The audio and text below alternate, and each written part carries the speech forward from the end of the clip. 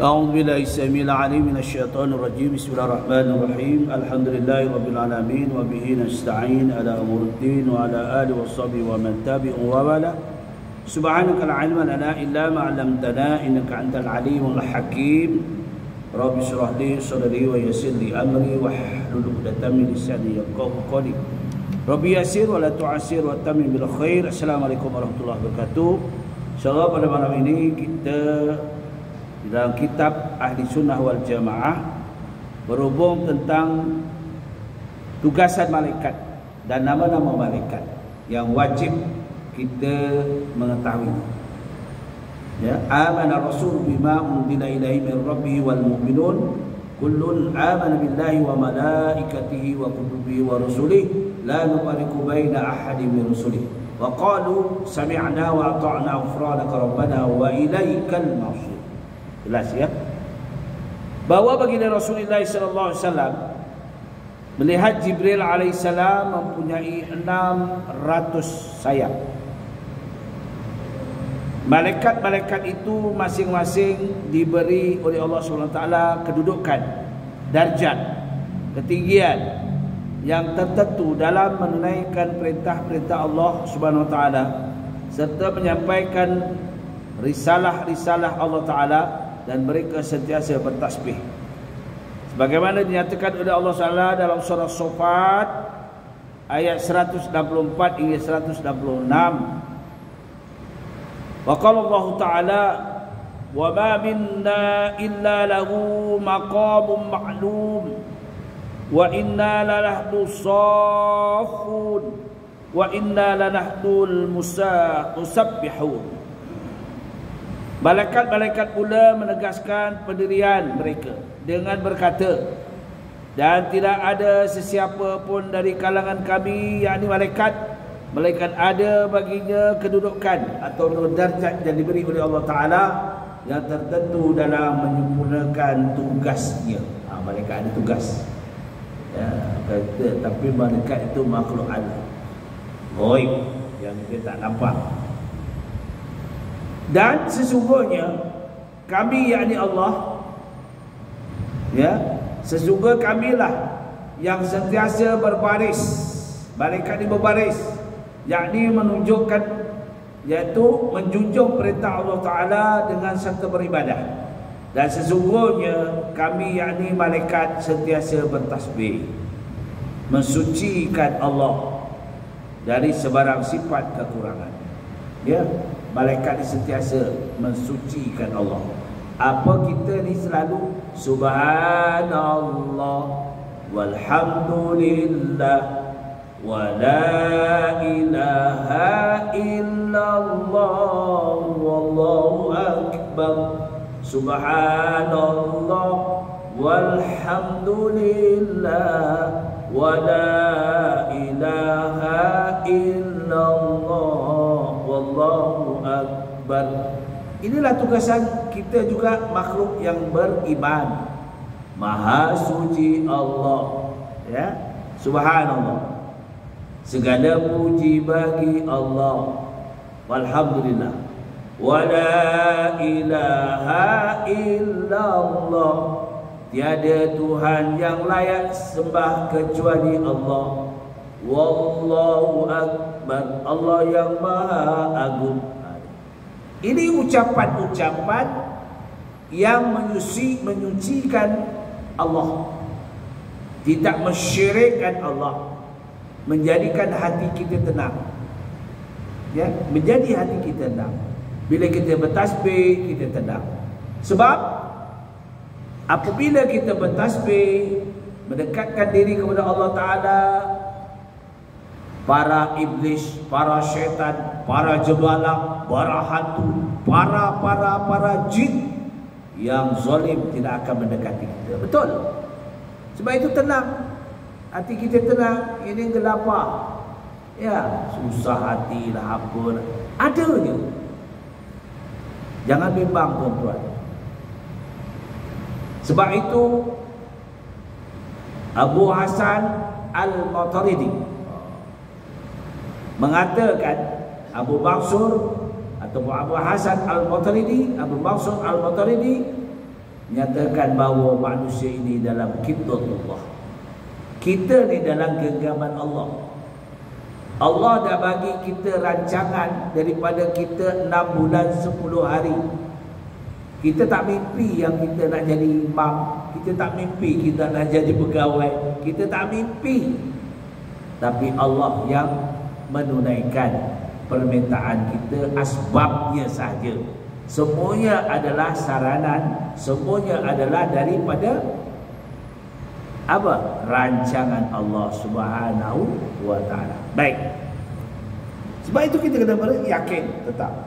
Allah menjelaskan ini dalam firman-Nya, malaikat-malaikat itu mempunyai darjat kedudukan yang tertentu dan masing-masing menjalankan tugas yang diperintahkan oleh Allah ya kepada mereka.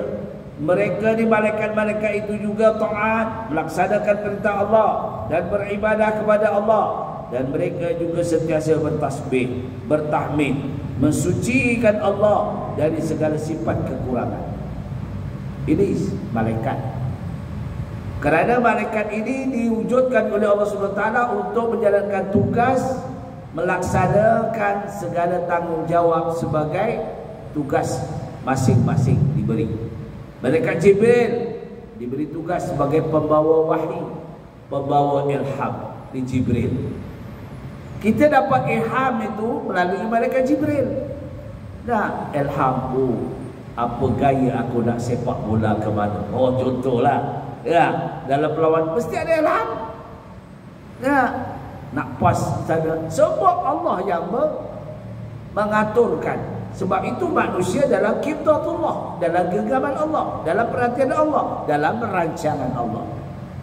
Kalau kita ni buat macam mana pun Allah tak izinkan, pamanlah tak jadi. Ya. Jadi kena yakin. Sehubungan dengan ini perlu dinyatakan, sayap malaikat-malaikat itu adalah termasuk dalam perkara-perkara yang gaib, yang wajib setiap orang yang beriman mempercayai. Ya, malaikat mempunyai sayap. Ada yang sayapnya lebih daripada 100 sayap. Ada yang 300 sayap. Sayap tu, sayap malaikat tu. Sebab itu kalau dikembangkan sayap tu gelap, redup aja bumi ni. Ya tak? Jangan kita tanya macam mana sayapnya, kita tak nampak. Allazina yu'minuna bil ghaib. Kita tak nampak. Dosa pun kita tak nampak. Pahala kita tak nampak. Kalau nampak pahala, bawa guni jalur hijau, bawa balik. Bang, dari masjid bawa apa? Bawa pahala. Ramai orang datang masjid. Tak? Sebab itu kita semua tak nampak. Ya. Yang nampak mata hati.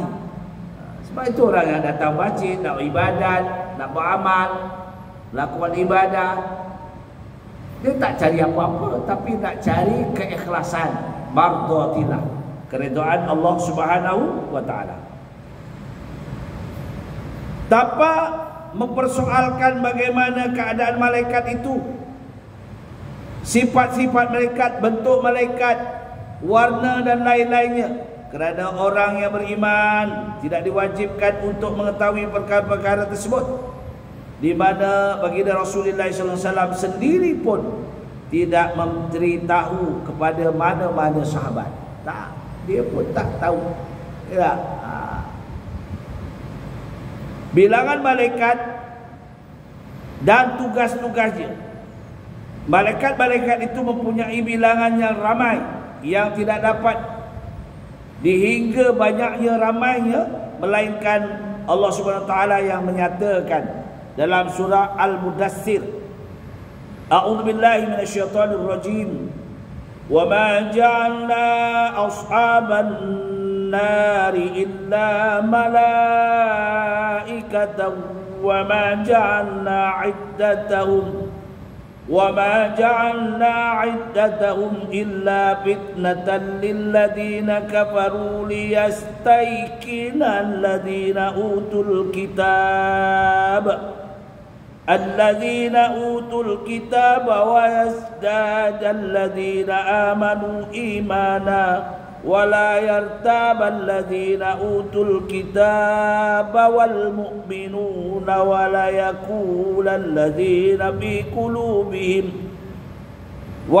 وليقول الذين في قلوبهم مرض والكافرون ماذا أراد الله بهذا مثلا كذلك يضل الله من يشاء ويهدي من يشاء وما يعلم جنود ربك إلا هو وما هي إلا ذكرى للبشر. Surah Al-Mudassir ayat 31. Dan ketahuilah bahawa hikmah, kebijaksanaan Allah, al-hikmah, kebijaksanaan Allah, kami tidak menjadikan pengawal-pengawal neraka itu melainkan dari kalangan malaikat, ialah kerana mereka lah sekuat-kuat, betul-betul makhluk yang menjalankan perintah kami. Hikmahnya, kebijaksanaan Allah, kami tidak menyebutkan bilangan mereka melainkan dengan satu bilangan yang menyebabkan kesesatan dan keseksaan orang-orang kafir itu, ialah supaya orang-orang yang beri kitab, yakni kaum Yahudi dan Nasrani, boleh percaya dengan yakin. Akan tetapi kebenaran Al-Quran, dan supaya orang-orang yang beriman bertambah imannya, dan supaya orang-orang yang diberi kitab dan orang-orang yang beriman itu tidak ragu-ragu lagi tentang kebenaran keterangan itu, dan supaya orang yang munafik yang ada penyakit syak, penyakit ragu-ragu dalam hatinya, dan orang-orang kafir berkata, apalah yang Allah maksudkan dengan bilangan ganjil itu. Demikianlah Allah menyesatkan sesiapa yang dikehendakinya menurut undang-undang dan peraturannya, dan memberi hidayah petunjuk kepada sesiapa yang dikehendakinya menurut undang-undang dan peraturannya. Dan tiada yang mengetahui tentera Tuhan melainkan ialah sahaja Allah Ta'ala. Dan ingatlah, segala yang diterangkan berkenaan dengan neraka itu tidak lain hanyalah menjadi peringatan bagi manusia. Itu sebabnya bila disebut kalimah neraka, supaya kita ingat Allah, neraka itu dahsyat, ya, supaya kita ingat kita tak lakukan sesuatu yang mungkar, sebabkan selalu sebagai satu pedoman bagi kita. Malaikat itu ditugaskan oleh Allah SWT bermacam-macam tugas yang telah ditentukan kepada mereka mengikut jawatan mereka masing-masing. Pertama dinamakan malaikat Jibril alaihissalam, yang dinamakan juga Ruhul Qudus. Telah disifatkan oleh Allah SWT malaikat yang mempunyai kekuatan dan amanah. Allah menjelaskan dalam firman-Nya dalam surah At-Takwir ayat 19 ayat 21. Innahu laqawlu rasulin karim fi quwwatin 'inda zil 'arsyil makin, ya, zi quwwatin 'inda zil 'arsy makin muta'in summa amin. Sebenarnya Al-Quran itu sesungguhnya kalamullah yang disampaikan oleh Jibril, utusan yang mulia, yang kuat, yang gagah, yang kedudukan tinggi di sisi Allah Ta'ala, yang mempunyai arasy, yang taat. Di sana dalam kalangan mereka lagi dipercayai. Allah pilih Jibril untuk bawa wahyi kepada baginda para rasul. Sebab Jibril ini diberi sifat yang taat, yang paling besar, yang sayapnya paling banyak. Malaikat lain akur kepada Jibril alaihissalam. Oh, sampai begitu kedudukan Jibril, ya. Kerana Jibril diberi keistimewaan menemui para rasul, kalangan manusia yang mulia. Rasul yang dijumpa ini rasul bukan calang-calang, ya, sehinggalah kepada baginda Nabi kita Muhammad sallallahu alaihi wasallam. Semua melalui Jibril alaihissalam. Bukan Allah tak boleh sampaikan, tetapi itu dinamakan tugasan. Malaikat yang dicipta khas oleh Allah daripada nur cahaya. Malaikat tidak diberi nafsu seperti kita. Dulu. Malaikat tidak diberi nafsu. Kita dia ada nafsu.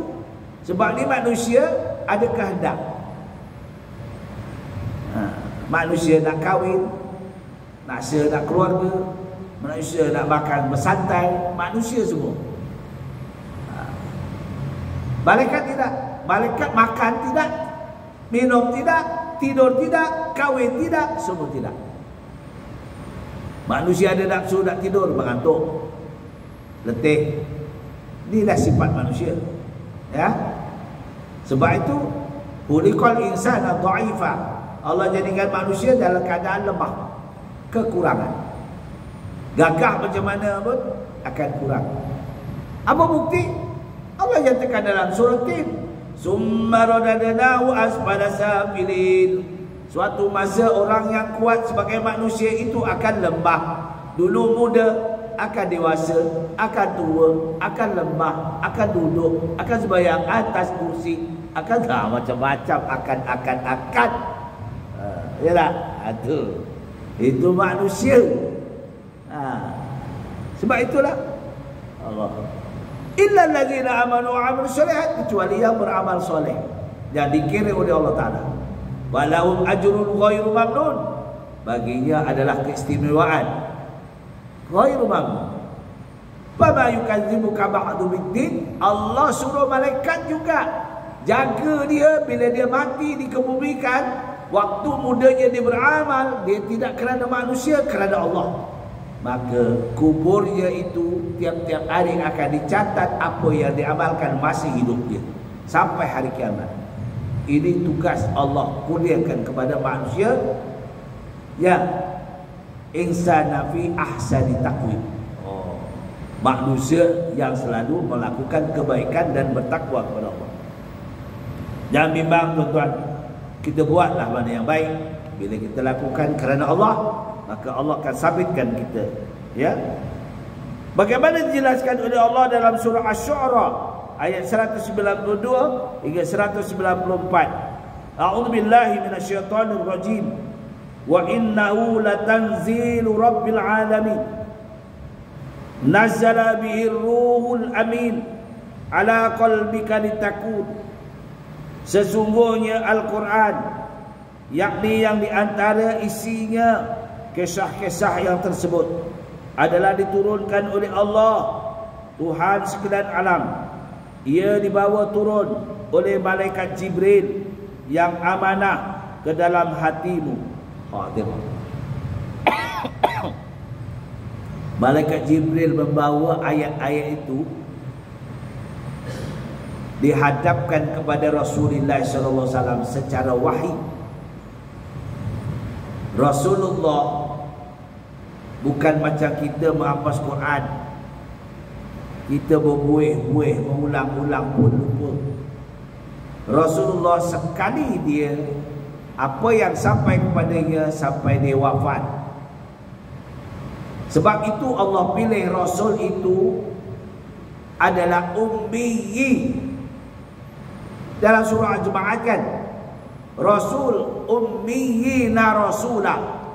Allah pilih ummiyi yang tak boleh baca, tak boleh menulis, supaya Rasul itu tidak difitnah oleh orang-orang kafir Quraisy, orang kafir-kafir musyrikin. Ummiyi. Memang Rasul tu nyata dia tak boleh baca, dia tak boleh nulis, tapi bila datang wahyu daripada Allah, dia hafal. Apabila disebarkan kepada masyarakat, Muhammad tak boleh baca, Muhammad tak boleh menulis. Hari ini boleh. Muhammad membawa satu ayat yang begitu bersih, begitu suci, begitu bersastra. Masa itu banyak ahli sastra kan. Orang kafir Quraisy itu sastra Abbasiyah, Umayyah, ya, ahli sastra. Sastra dia lah, sastra Arab. Tetapi Baginda Nabi Muhammad SAW membawa satra daripada kalamullah yang tidak boleh dinukilkan oleh orang-orang ahli sastra. Kagum. Oh, hebat Muhammad. Dia tak boleh baca. Dia memang tak boleh nulis.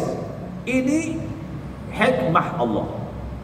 Kalau dia boleh menulis dari awal, dia boleh membaca, tentu masyarakat orang kafir akan fitnah. Ini mesti ciptaan dia, mesti nukilan Muhammad.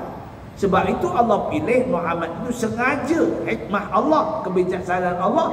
Muhammad itu awalnya memang ummiyina rasulan, tidak boleh membaca dan tidak menulis. Tapi bila wahyi datang kepada baginda seperti kaset, terus lekat sampai hari dia diwafatkan. Dan Al-Quran dibacakan kepada para sahabat. Sahabat juga ada yang mempunyai sifat seperti Rasulullah dalam menghafalnya, seperti Zaid bin Sabit.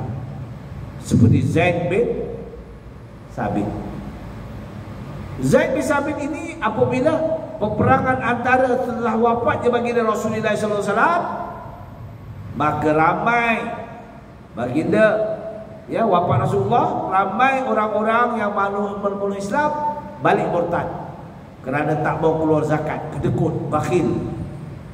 Sanggup dia keluar daripada agama Islam balik. Maka diperangi oleh Abu Bakar As-Siddiq radhiyallahu an kerana sudah derhaka. Sebab keluar zakat hukumnya wajib. Tak? Selain pada kita solat, syahadah, puasa, menunaikan ibadah haji, hukumnya wajib, tak boleh tidak, merupakan rukun Islam yang 5.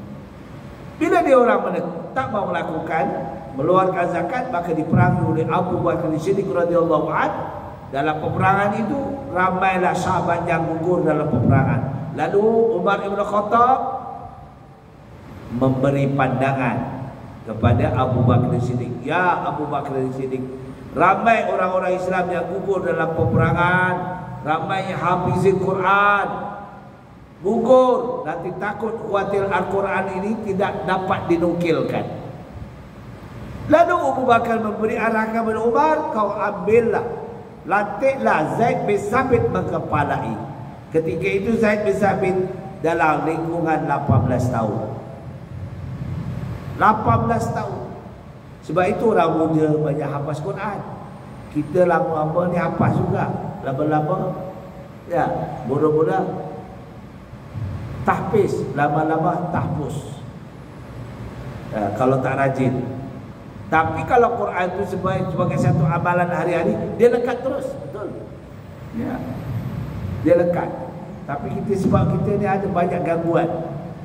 Makanan tak jagalah, macam-macam makanan. Apa yang tak makan? Batu dan kayu je kita tak makan. Tak? Dia yang kita kadang-kadang jadi lupa. Baik. Makanya demikian jelaslah supaya kita lebih faham. Ayat memberi pedoman untuk kita. Jibril membawa wahyi dan masukkan ke dalam hati Rasulullah SAW supaya engkau wahai Muhammad menjadi seorang dari pemberi ajaran dan amaran kepada manusia. Tengok Nabi Muhammad SAW, laqad ja'akum bi Rasulillah uswatun hasanah. Sesungguhnya kami, kata Allah Ta'ala, telah lantik seorang Rasul, yaitu baginda Nabi Muhammad SAW, jadi utusan yang terbaik. Bukan baik lagi, terbaik. Ini malaikat Jibril. Jadi malaikat Jibril ini tugasnya begitu, membawa wahyu, memberi ilham. Sekarang Nabi dah tak ada, Rasul dah tak ada, Jibril memberi ilham kat kita. Ya, ilham, kebijaksanaan kita berfikir macam mana kita boleh melakukan sesuatu, tugasan kita, ya, tanggungjawab kita, tanggungjawab sebagai pendakwah apa. Sebab itulah kita sentiasa bermutalaah. Setiap apa yang kita nak sampaikan, kita mutalaah dulu. Tak boleh terus-terus. Ya, tak boleh terus-terus. Mungkin tuan-tuan saya Kat sini alhamdulillah sebab tak ada pertanyaan banyak. Ya, saya baca kitab, baca depan mata, tutup, diam. Tak ada orang angkat tangan. Alhamdulillah, saya suka. Tapi bila saya kuliah di Negeri Sembilan, Senawang, di Masjid Badan Baru Senawang, mesti ada 2 orang tu buat soalan. Allah, pening kepala. Sini tak ada, alhamdulillah. Kalau ada pun ada Aboya, ada Aboya. Aboya tak ada. Yalah. Ada Aboya, kalau ada banyak buat soalan. Sebenarnya soalan itu untuk kita berbincang. Apa yang kalau di Sembilan banyak persoalan, banyak soal. Betul? Ya, di Masjid Bandar Baru Senawang. Saya tazkirah Jumaat boleh buat soalan. Jumaat tu tazkirah. Ustaz, saya nak soal 2 perkara. Ya. Tu. Tapi di Masjid Hidayah selama saya kuliah belum ada soal.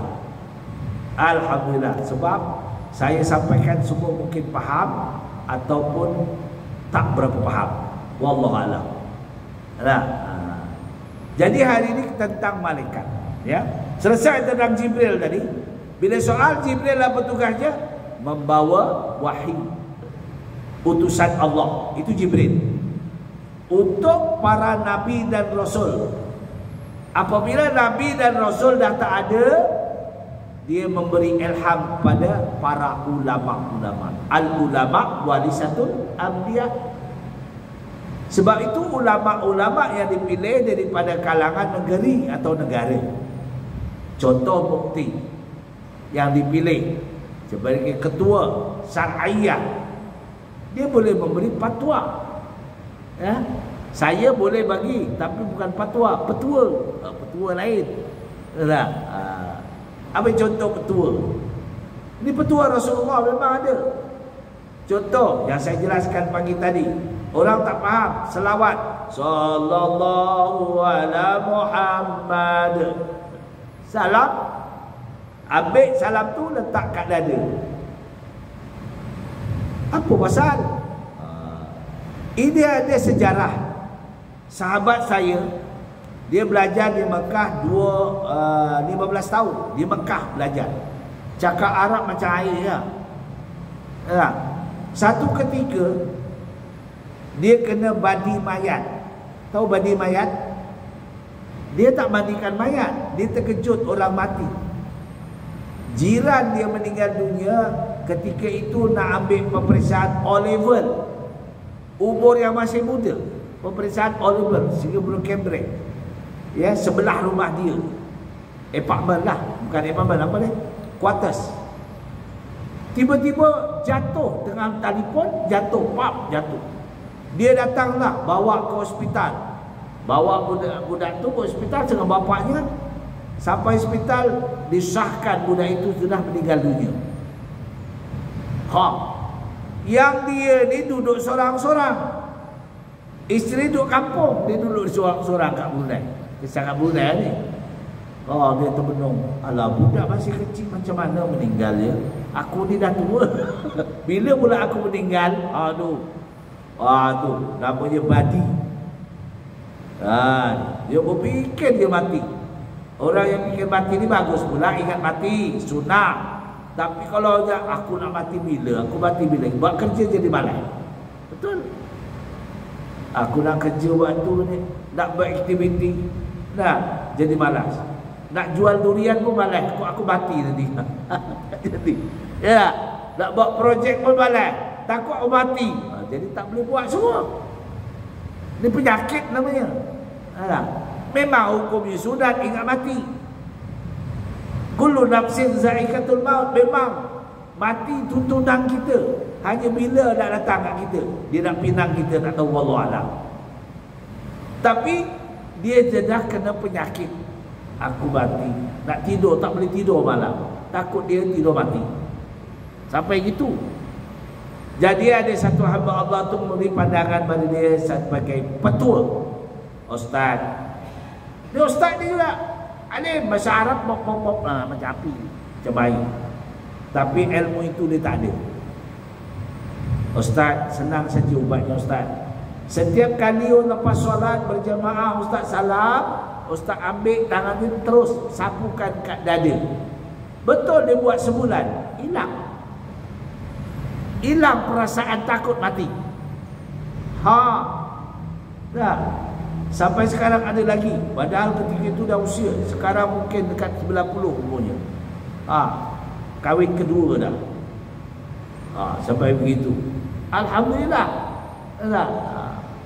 Sempatlah kahwin kedua. Isteri yang meninggal dah. Kita ni kadang-kadang itu namanya fi qulubihim maradun fazadahumullahu marada wa lahum adzabun alimun bima kanu yaksibun. Daripada mana? Fi qulubihim. Hati kita ni sakit. Bila hati sakit dia susah. Daripada hati. Jadi ubatnya dengan salam. Selawat. Innallaha wa malaikatahu yusalluna 'alan nabi ya ayyuhallazina amanu sallu 'alaihi wa sallimu taslima. Sallallahu ala Muhammad. Berapa tahun kita tak boleh bersalam? PKP. Padahal Islam menyuruh kita siratul rahmi, bersalam, betul tak? Seronok tu dapat salam mesra. Itu. Jadi ya. Baik. Sekarang kita masuk siapa malaikat Mikail. Ditugaskan oleh Allah Ta'ala. Tadi Jibril dah habis dah. Ini Mikail pula. Mikail ditugaskan oleh Allah SWT menurunkan hujan, pembawa rezeki, untuk menghidupkan bumi, untuk menghidupkan segala binatang, sayur-sayuran, pokok-pokok, buah-buahan, biji-bijian dan tumbuh-tumbuhan yang lain. Ni tugas malaikat Mikail. Ya, namanya satu je Mikail. Mikail orang tanya kita, Ustaz, Mikail kalau satu saja manusia beribu-ribu, berjuta-juta, macam mana dia nak jaga? Itu kerja Allah, jangan soal. Ada orang bertanya, betul. Jangan kita guna akal kita. Dalam kubur, Ustaz, macam mana mungkin laki nak masuk dalam kubur? Kubur tu sempit, Ustaz. Itu guna akal. Betul-betul badan dia je, Ustaz, masuk. Aku masuk pun tak boleh, Ustaz. Tak boleh masuk. Gap-gap je. Letak papan, tidur dengan apa dia tanah, pijak-pijak. Mana tempat ruang malaikat nak nyual? Itu guna akal. Tak? Bila kita tanya diri kita, tuan-tuan hidup, ya okey. Semua ada bernyawa. Saya nak tanya, nyawa duduk kat mana? Semua tak boleh jawab. Nyawa kita ni duduk kat mana? Kadang-kadang terantuk kepala dah mati. Kadang-kadang terpijak paku mati. Terkejut mati. Tengok bola, gol, mati. Terkejut. Ya. Lawan Perancis dan Argentina. Dia masuk penalti, gol, terus meninggal. So, apa terkejut? Mati. Sebab itu nyawa kita tak tahu. Tempatnya tak tahu. Kalau kita nak soalkan malaikat tu macam mana nak soal orang meninggal dalam kubur sempit, wallahu a'lam, Allah saja yang tahu. Kita tak payah persoalkan benda itu. Neraka kita tak tahu, surga kita tak tahu. Semua adalah diceritakan dalam Al-Quran dan hadis bagi Rasulullah sallallahu alaihi wasallam. Itulah untuk meyakinkan bagi kita orang beriman kepada Allah. Baik. Dijelaskan oleh Allah dalam surah Qaf ayat 9. Wa nazzalna minas samaa'i ma'an mubaraka fa'ambatna bihi jannatin wa 'abbal hasid. Apa dia? Di antara kesan-kesan kekuasaan kami, kata Allah, kami telah menurunkan dari langit air hujan yang ditugaskan kepada Mikail menurunkannya yang banyak faedahnya, lalu kami tumbuhkan dengannya kebun-kebun, buah-buahan dan buah-buahan yang lebat, pokok-pokok dan biji-bijian yang dituai. Ini Allah kata dalam ayat tersebut. Sebab itu kita yakin, kita sendiri pun, bagaimana Allah jadikan kita dari percikan air mani seorang suami kepada isteri masuk ke dalam rohnya rahim isteri. Jadilah seketul daging, seketul darah, seketul daging. Proses Allah SWT. Maka jadilah seorang insan yang sempurna, maka diberi penyawaan dalam usia 6 bulan 10 hari. Kita yakin hidup kita sekarang ni begini. Dan umur kita telah ditentukan oleh Allah Ta'ala. Rezeki kita sudah ditentukan Allah Ta'ala. Dan jodoh kita sudah ditentukan Allah Ta'ala. Bukti tak? Ada dulu kita yang nak duduk di Sentul, tak mimpi pun duduk di Sentul. Nah, masa lain, aku nak duduk Sentul. Tak ada. Ada? Tak ada. Anak kita lahir aja taunya. Yang dibawa tali pusat uri, itu je. Tak ada dia cakap aku nak duduk Sentul, tak ada. Ya. Jadi kita setakat itu, insya-Allah kita akan sambung akan datang. Bulan depan lah, sebulan sekali. Yang baik semua daripada Allah Ta'ala, yang kurang. Kerana tauhid ini penting, akidah, pahaman kita untuk meyakinkan Allah SWT itu sentiasa pada kita. Wa'bud rabbaka hatta akan yakin, sembahlah Allah Ta'ala dengan hati yang yakin bahawa Allah tu ada. Supaya kita tidak jadi orang pemalas. Kita tahu di mana pun kita dalam perhatian Allah Subhanahu Wa Ta'ala. Aku liqouli hadza astaghfirullahalazim wa lakum.